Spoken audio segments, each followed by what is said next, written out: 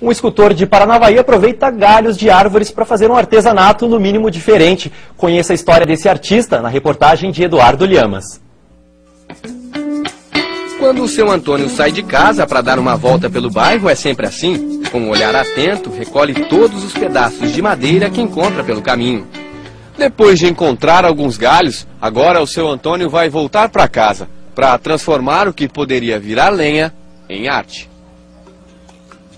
E é embaixo desta jabuticabeira, no quintal de casa, que ele trabalha. Com a sensibilidade de um artista, enxerga em um simples pedaço de madeira a possibilidade de criar várias peças de uma escultura.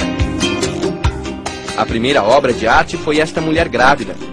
Essa peça estava na beira do fogão, né, para usar como lenha.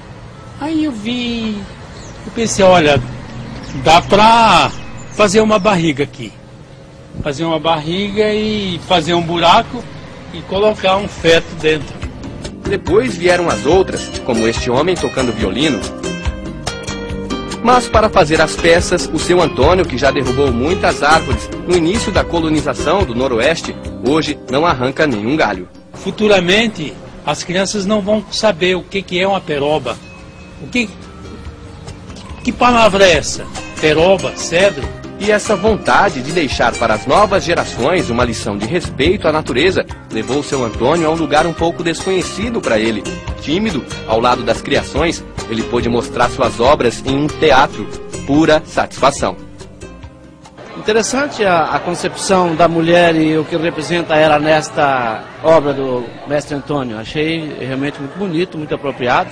É para ver o quanto nós temos cultura em Paranavaí, né? Como é que é para o senhor expondo pela primeira vez aqui no teatro? Realmente é muita emoção, né? Porque o coração fica tum-dum, tum-dum, tum-dum, né?